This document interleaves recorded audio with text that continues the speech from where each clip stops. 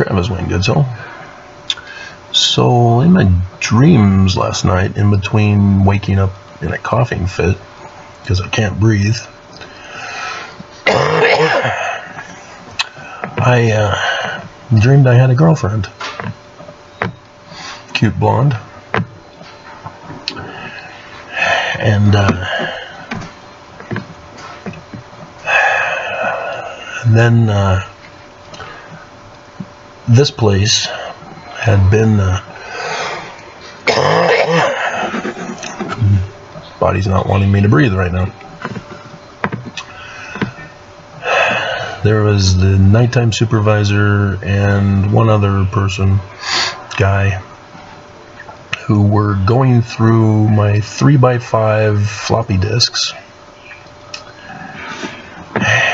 and stealing information from them.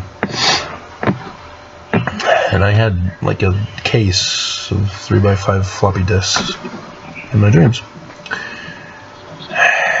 Now I would hope that by telling you this, nobody would think that any of it was real.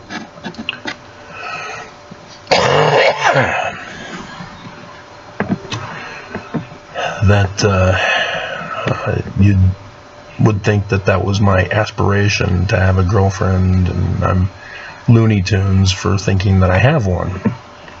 That she's obviously not real, and thinking that I think she is real, and you missed the part where I said, in my dreams.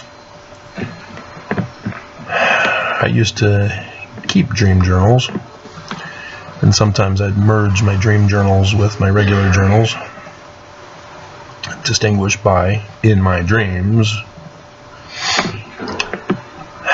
But nonetheless, notwithstanding, I have had dreams of meeting Jesus. He came to an Adamondiaman priesthood meeting where I was in attendance, and turned and looked at me and said, "You just barely made it." Woke up from that, shocked and confused. And another time, I witnessed him on the cross with hundreds and thousands of crosses during the nighttime.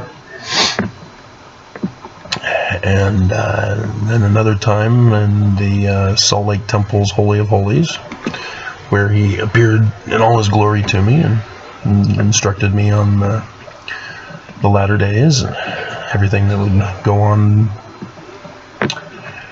And so I would hope that you wouldn't treat that like one of the dates that I had and get scared and run away, ghost me. But people do.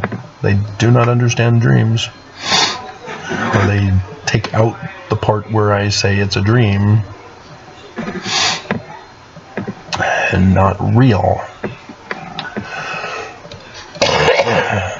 And there are other people who do not know anything about dreams, assume they don't dream because they don't remember when they wake up,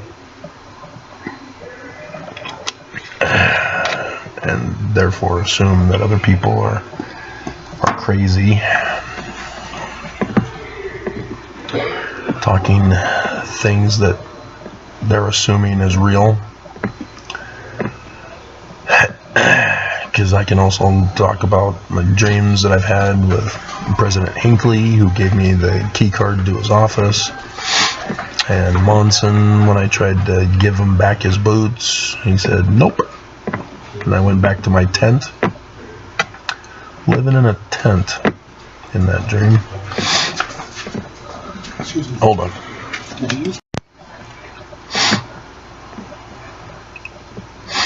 And so, talking about Joseph Smith and the Book of Mormon, ex-Mormons are the ones who are the most guilty of this, in which they know that the Joseph Smith history is not literal history, and they know the Book of Mormon is not literal history, and so they just automatically conclude that it's a fraud. And they miss the part where Joseph Smith himself says that all of it are just visions and dreams. The Book of Mormon itself says it's Jewish manner of prophesying, which means apocalyptic literature. It's not literal history. And so even though the book is written as if it's literal history, it'll even say literal history. Joseph Smith, likewise, I write this history. And you see Jesus in the Book of Mormon, and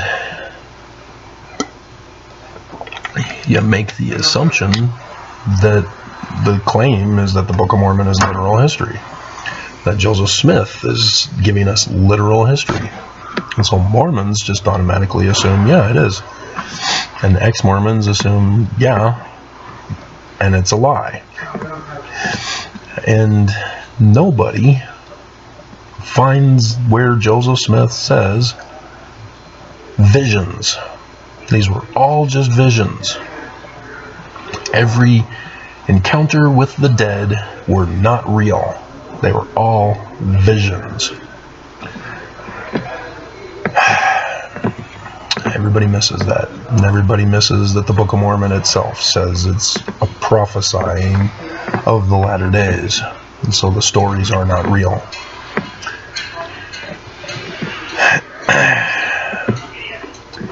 And then you get Mormons of the rising generation who know nothing of what we, the elderly, knew of the church. I had Boy Scouts. This younger generation, they aren't going to believe that the church was involved with the Boy Scouts because they're not involved with the Boy Scouts. Why would the church be involved with the Boy Scouts? That sounds stupid. There are so many scandals in the Boy Scouts. Why would the church be involved with something that's scandalous and evil? Right? See, those of my generation know, yes, there was the Boy Scouts. I became an Eagle Scout. I got the 5 Peaks Award in Southern California, hiking to the tops of 5 mountain peaks in the San Gorgonio, San Bernardino mountain ranges. I had road shows. I was involved in 3 of them, which is rare. But it's because my parents moved, and so I was able to participate in 3 as a result. So, today's Mormons, roadshow, what's that? And other things that was unique to Mormonism that the church no longer is involved with. The younger generation will live in denial. Yeah, whatever. That ain't true. That's fake news. You're trying to tear me away from the church. The church would never do that. It's just like the temple. Oh no, the church would never have us actually kill ourselves. No, they're good. It's the one true church of Jesus. They would never ask us to kill ourselves. Right?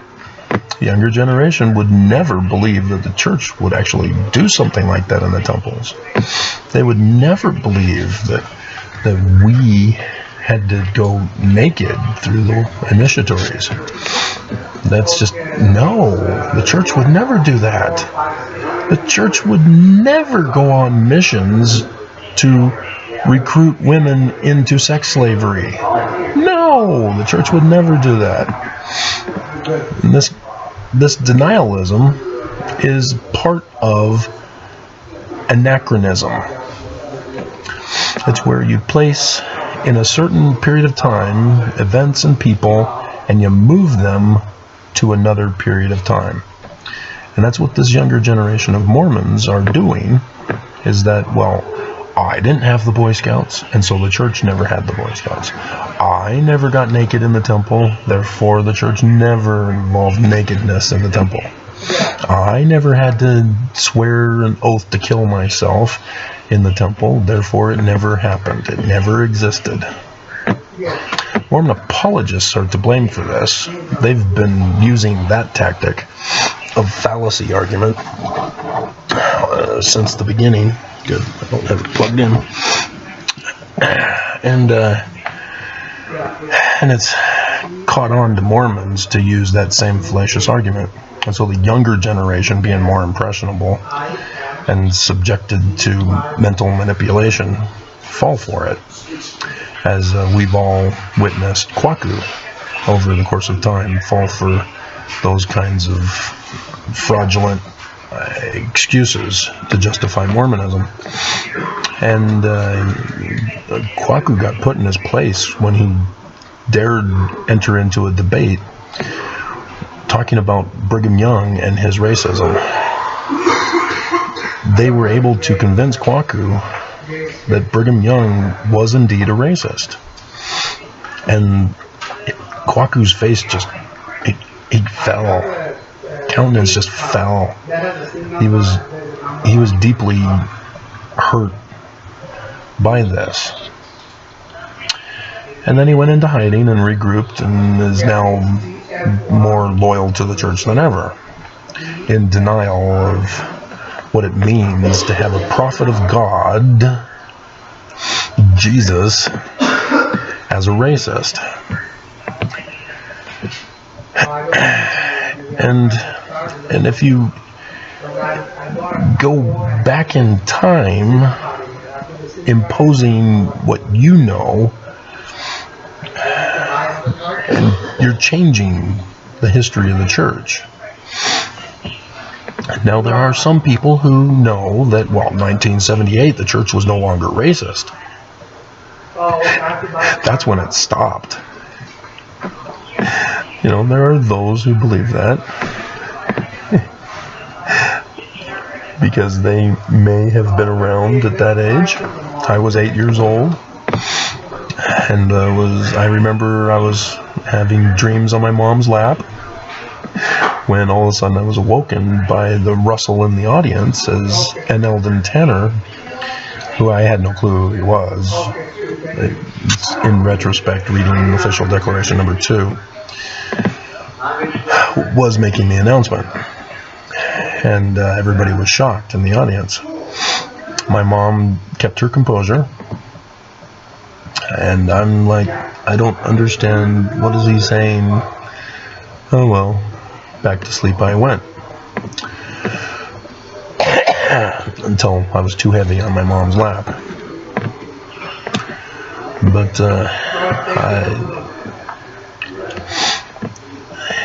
for me to just erase that part of church history and assume that the church has never been racist and that all the prophets have never been racist, that Brigham Young didn't take the priesthood away from blacks, the priesthood was never given to blacks in the first place, and then we impose it on Joseph Smith. No, Joseph Smith didn't do it. It was and then we start imposing other things on Joseph Smith. And most of it is due because Brigham Young said Joseph Smith started him. That it was Joseph Smith that did this and did that, and started this and started that. And ex-Mormons believe him when they know Brigham Young is a mean, awful, racist, sexist, bigot, murderer, thief, etc. They still believe him. And they believe others who went with him and lied for him to claim Joseph Smith was also responsible. That's the most disturbing thing of ex-Mormonism, is that they are so desperate to show that Joseph Smith is the bad guy that they will believe the actual bad guy in the false accusations against Joseph Smith. They never care to know what the truth is. They just hear something bad about the church and go, great, I'm good to go. I don't need to hear anything more. Church is wrong and evil. They move on their way and have nothing more to do with the church. And maybe occasionally we'll watch a video by others who've left the church and go, yeah, see, is that Joseph looking at rocks and a hat? No. He doesn't bring him up in his visions, does he? It was only from Martin Harris. Only. But then you find out that Joseph Smith was arrested for glass looking on March 20th, 1826, and you go, I know it! I knew it was all fake and a fraud.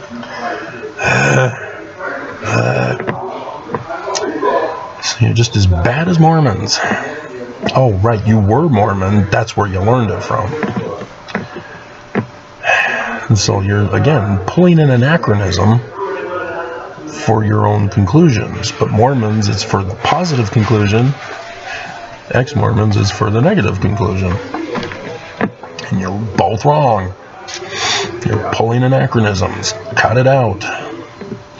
And so when doing church history, you can't do what all the other authors and historians have been doing. Because they suck at their jobs.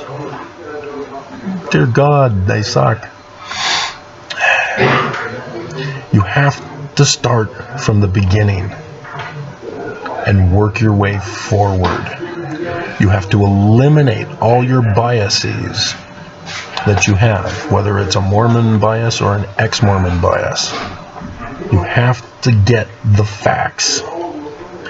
And people's opinions from journals and authors' books are not primary source documents.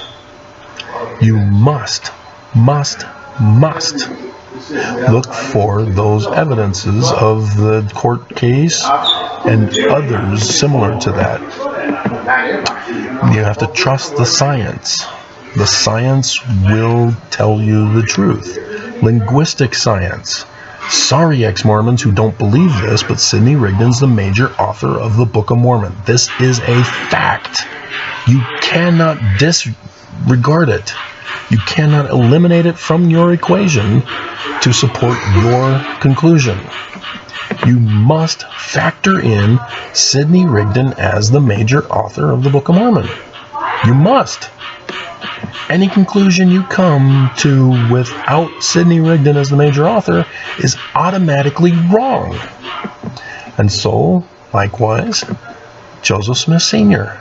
linguistically is the major author of the rewritten 116 pages. You must have him in your equation. Otherwise, you're wrong. It's that simple.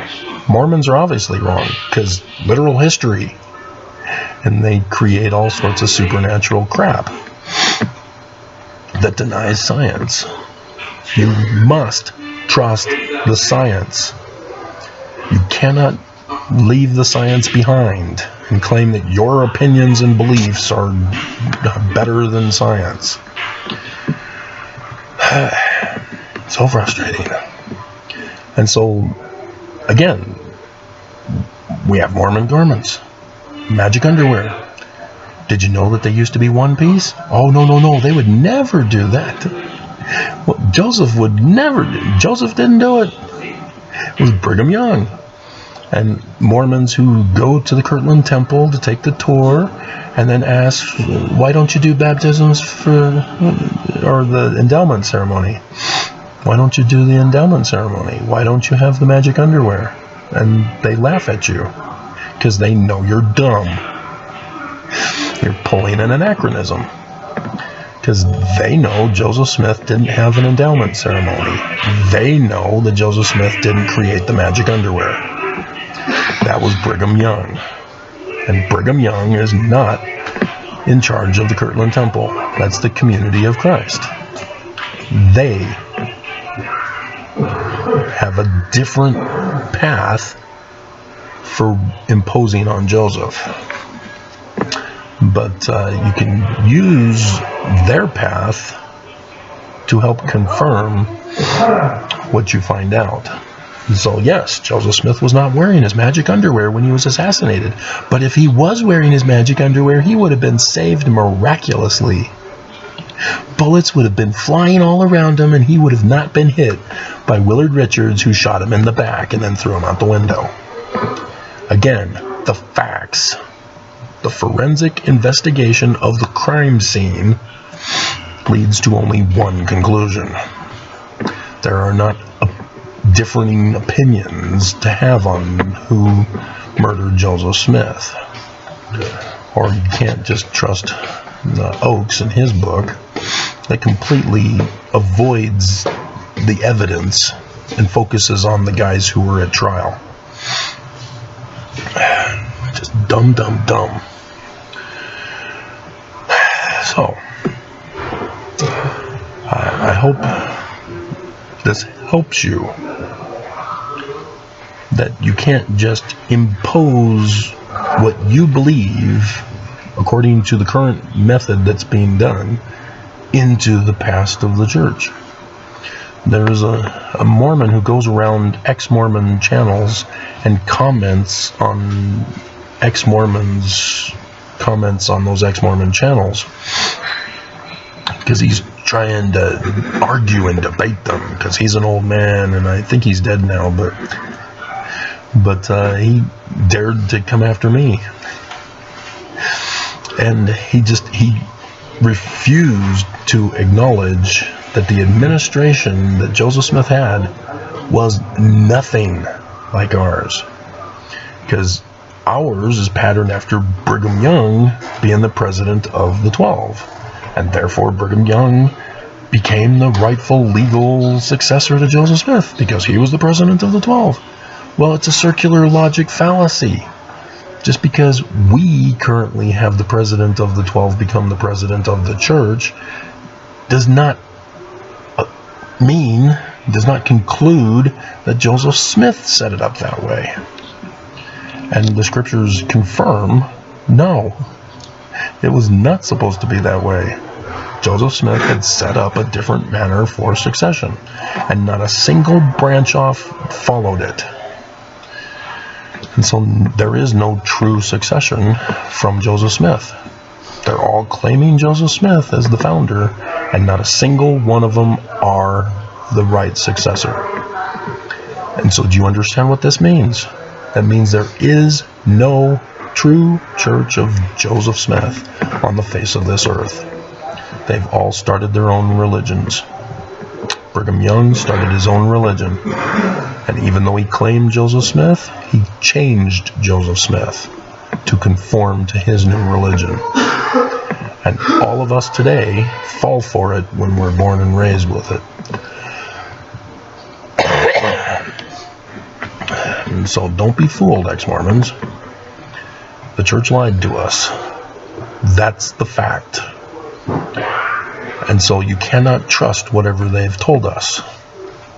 Even if you want to believe it, you can't trust it. You must go back to the source and find the facts and the evidence, and then assemble them all together to get the correct narrative. And I've been giving you the correct narrative through my videos, but too many people want to impose their beliefs to trump the science.